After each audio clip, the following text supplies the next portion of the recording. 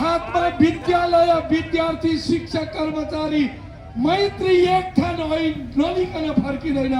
चाहे तो ऐन अध्यादेशबाट आओस् या संसदको नियमित प्रक्रियाबाट आओस्।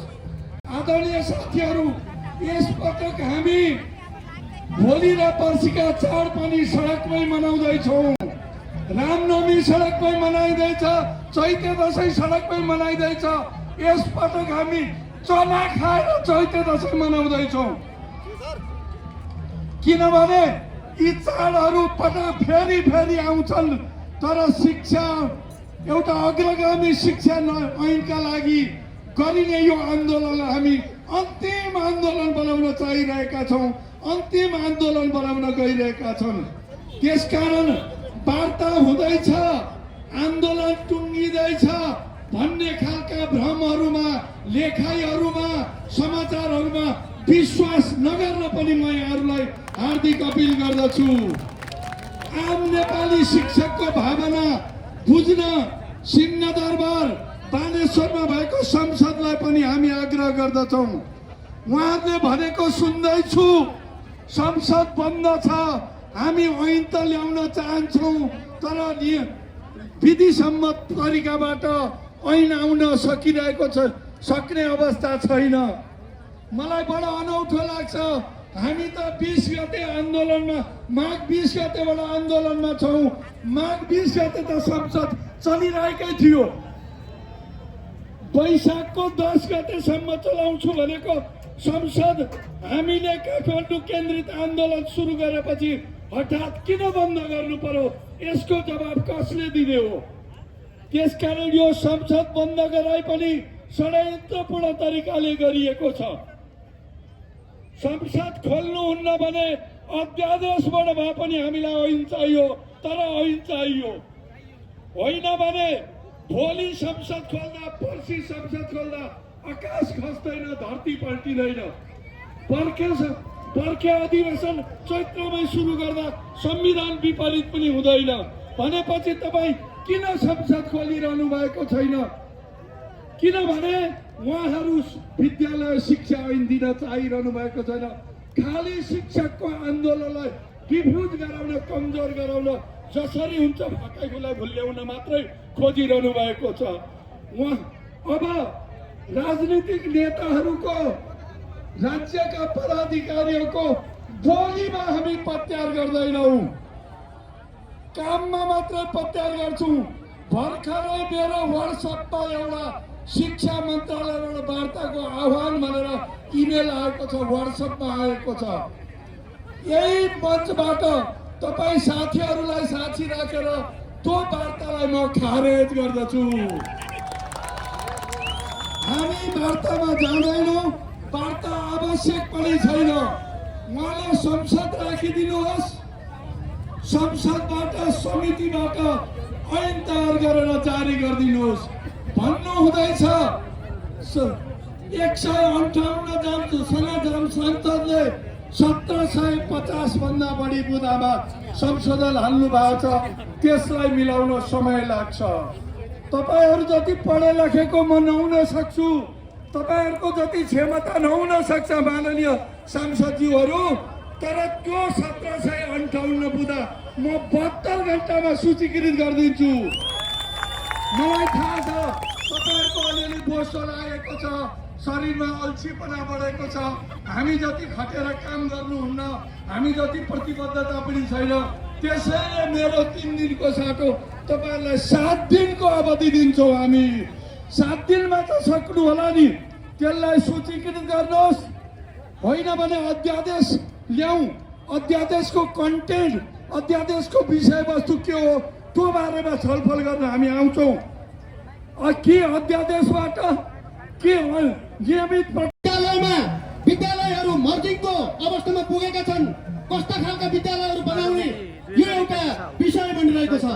यी सबै समस्याहरू को मूल चलो भनेको 54 वर्ष अगाडि आएको शिक्षा ऐन पुरानो भयो, अहिलेसम्म जनताले चलाएको छ, तर वास्तवमा यसले नयाँ युगलाई प्रतिनिधित्व गर्न सक्दैन। त्यसकारणले अबको शिक्षा ऐन भनेको विदेश जानका लागि प्रोत्साहन गर्ने, यो स्वदेशमा उद्योगहरू खोल्नका लागि प्रोत्साहन गर्ने शिक्षा ऐन ल्याउनका लागि हामी सडकमा उपस्थित भएका हौँ। हाम्रो आवाज यो हो। त्यसकारणले आदरणीय साथीहरू, यो आन्दोलनमा म तपाईँहरूलाई स्वागत गर्न गइरहँदा आज यो आन्दोलनलाई हेरेर आफ्नो कार्यक्षेत्रमा भएका साथीहरूलाई पनि म स्वागत गर्न चाहन्छु। उहाँहरूलाई पनि यदि अलमलमा हुनुहुन्छ भने महासङ्घले आह्वान गरेको आन्दोलनमा तपाईँहरू अलमल नपर्नुहोस्। आजै टिकट काट्नुहोस् र यो आन्दोलनमा अझ धेरै साथीहरूको सहभागी हुन जरुरी छ। तपाईँहरू घरमा बसेर विद्यालयमा बसेर समर्थन गर्ने होइन, सडकमा आउनुहोस्। आदरणीय साथीहरू, यो बेलामा जितिएन भने हामी बितिन्छ। महासङ्घका अध्यक्षज्यूले भनिसक्नु भएको छ। त्यसकारण यो आन्दोलन हामीले जित्नका लागि हो, बित्नका लागि होइन। यो देश निर्माणका लागि हो। आदरणीय साथीहरू, गाउँ खाली भइरहेका छन्, त्यसलाई भर्नका लागि हो। सहरहरूमा निर्माण कार्य बन्द भएको छ, त्यसको अन्त्यका लागि हो। उदारीकरण हाम्रो देशको लागि उल्टो भएको छ। हामी विश्वमा अमेरिकाले उदारीकरण गर्यो, अरू अस्ट्रेलियाले उदारीकरण गर्यो, चीनले उदारीकरण गर्छ। आफ्ना उत्पादित वस्तुहरूलाई बिक्री गर्नका लागि उनीहरूले उदारीकरण गरेका हुन्। तर हाम्रो सरकारले उदारीकरणको नीति उनीहरूका वस्तु खरिद गर्नका लागि र हाम्रा बालबालिकाहरूलाई विदेशमा पठाउनका लागि गरिरहेको छ। त्यसकारणले यो उल्टो भइरहेको छ। आदरणीय साथीहरू, र अर्कोतिर म के भन्न चाहन्छु भने अबको शिक्षाले यो देशमा उद्योग खोल्नुपर्छ, यो देशको माटो सुहाउँदो शिक्षा प्रणाली सिर्जना गर्नुपर्छ भनेर खोलिरहेको छ। र म यति भन्दै सम्पूर्ण यो आन्दोलनलाई सकारात्मक रूपमा हेर्ने सम्पूर्ण शिक्षक साथीहरू र जनसमुदायहरूलाई यस कार्यक्रमप्रति ध्यान आकर्षण गर्नको लागि हार्दिक अनुरोध गर्छु। साथै पत्रकार साथीहरूलाई पनि तपाईँहरूले हाम्रो कार्यक्रमलाई विशेष जोड दिनुहोस् भन्न चाहन्छु। सुरक्षाकर्मीज्यूहरूलाई पनि तपाईँहरू यो तपाईँहरूका विरुद्धको होइन, यो चाहिँ एउटा शिक्षकको मात्र हकितको लागि होइन, राष्ट्रको हकितको लागि भएको हुनाले शान्ति कायम गर्नको लागि यो आन्दोलनमा घुसपेट हुन नदिनका लागि तपाईँहरूले एउटा महत्त्वपूर्ण भूमिका खेल्नुहुनेछ भनेर तपाईँहरूलाई पनि म यो कार्यक्रममा स्वागत गर्न चाहन्छु। हस्त धन्यवाद। मेरा स्वागत मन्तव्य यहाँ अन्त्य गर्छु। धन्यवाद आदरणीय उपमहासचिव। सम्पूर्ण आदरणीय साथीहरूमा नमस्कार, अभिवादन।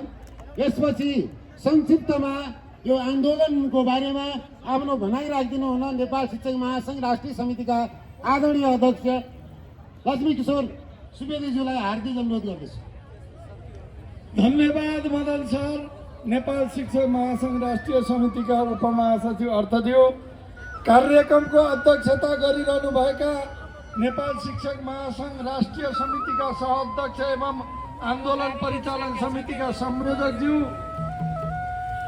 महासङ्घका पदाधिकारीज्यूहरू, आबद्ध सम्बद्ध संस्थाका अध्यक्षज्यूहरू, महासचिवज्यूहरू, महासङ्घ राष्ट्रिय समितिका साथीहरू, आबद्ध सम्बद्ध संस्थाका राष्ट्रिय सङ्घीय केन्द्रीय समितिका पदाधिकारी, कुनै काम छैन महत्त्वपूर्ण।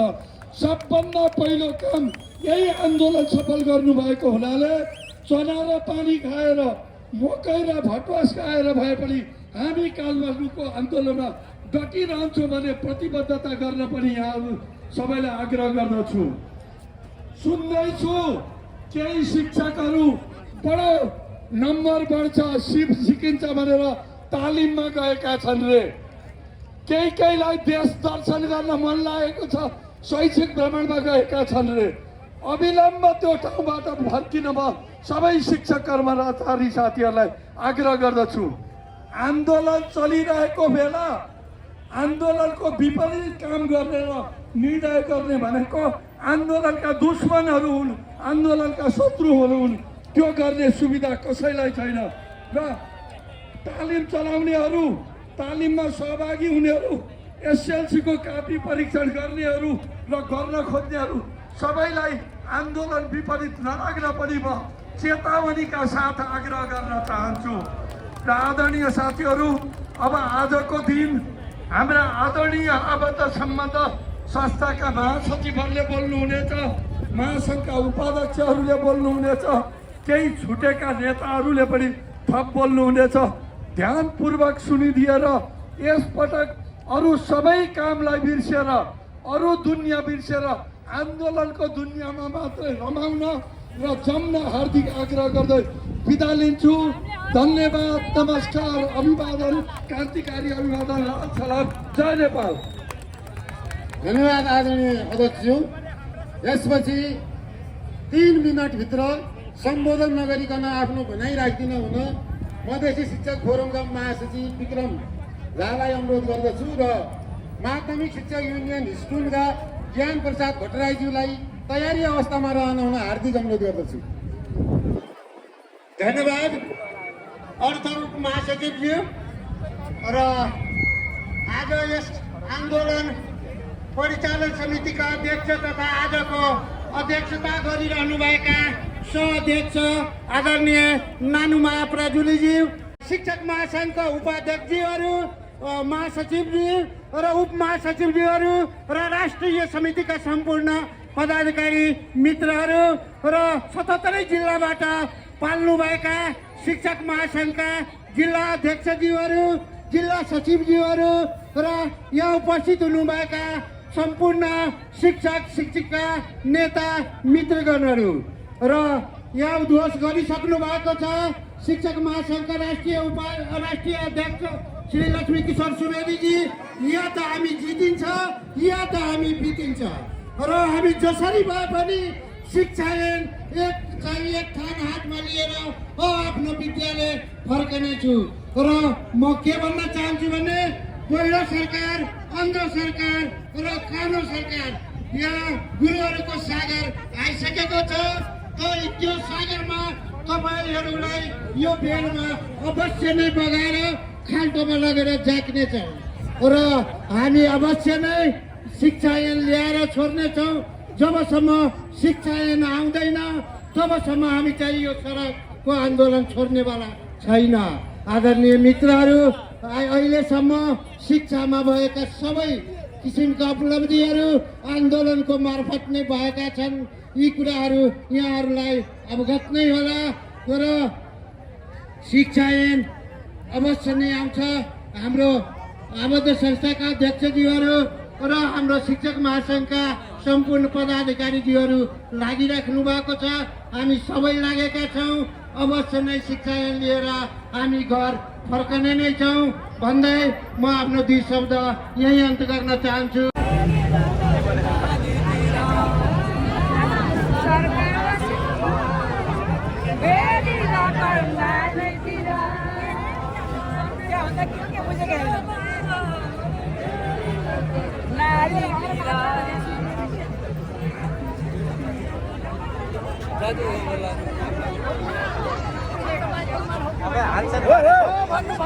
बसेर हेर्नु हो, पछाडि नै हेरौँ।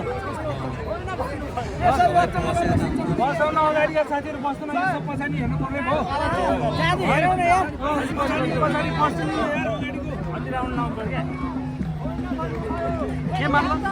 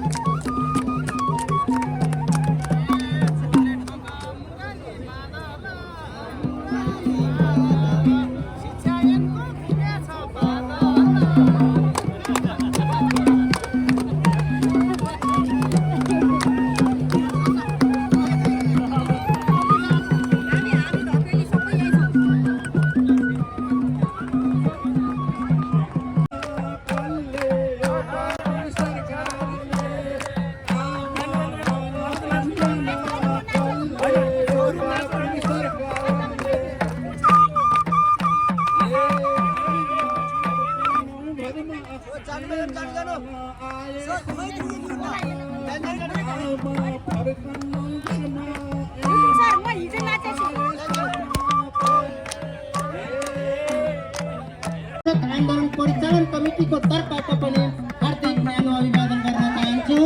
र अहिले हामी आन्दोलनमा छौँ, त्यही दोस्रो चरणको यो अनिश्चितकालीन हाम्रो सडक आन्दोलनमा हामी पुगिसकेका छौँ। र जति यहाँ हामी हजारौँ लाखौँको सङ्ख्यामा छौँ, जति हामी यहाँ अडिग के होला त्यो सरकारले जानु। सरकारले त्यो 19 गते हताशमा बन्द गर्नुपर्ने अवस्था थिएन, केही बितेको थिएन। तर यहाँ अलिकति लोकतान्त्रिक सरकार छ, यत्र लाखौंका संख्यामा, त्यो पनि सभ्य तरिकाले, भव्य तरिकाले, भलात्मी तरिकाले आन्दोलन गरिराखेको कुरालाई लोकतन्त्रमा सुन्दैन भने त्यस्तो पहिरो जस्तो, त्यस्तो अन्धो जस्तो, त्यस्तो खराब सरकार, लोकतन्त्रको आचरण नभएको सरकार जस्तो हामी कहीँ पाउँदैनौँ। त्यसै कारणले गर्दा पुनः मैले सरकारसँग जुन चिसो कुर्सीमा बसेर, चिसो के अरे पार्टी अफिसमा बसेर विभिन्न खालका कूटनीतिकहरू, विभिन्न खालका फुटीचालहरू गरिरहेका छन् आन्दोलनलाई तुहाउनलाई, त्यस्तो नगरियोस्, त्यस्तो नआँट गरियोस्। हाम्रो आन्दोलन जबसम्म शिक्षा ऐन पाउँदैन तबसम्म हामी छोड्नेवाला छैनौँ। त्यसको बल चाहिँ फेरि तपाईँहरूमै छ। तपाईँहरू जति सशक्त हुनुहुन्छ, कोही भित्तामा कोही कहाँ त्यस्तो नबस्दिनुहोला। सबै सडकमा बसौँ, अनिश्चितकालीन बसौँ, किनभने शिक्षक आन्दोलनको इतिहास तपाईँहरूलाई थाहा छ, 104 दिनसम्म चलेको छ। त्यसै कारणले गर्दा हामी यो तुरुन्तै आइहाल्छ भने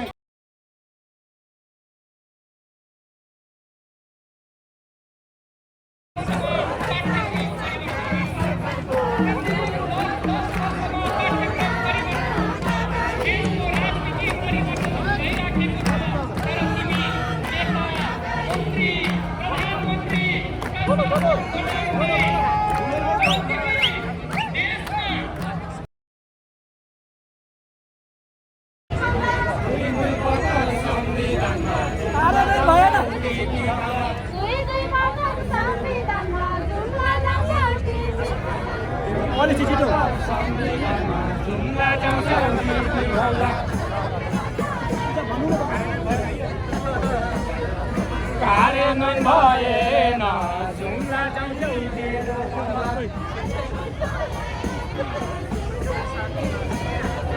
कार्यान्वयन भएन, शिक्षा लिएर जाम्ला कार्यान्वयन भएन।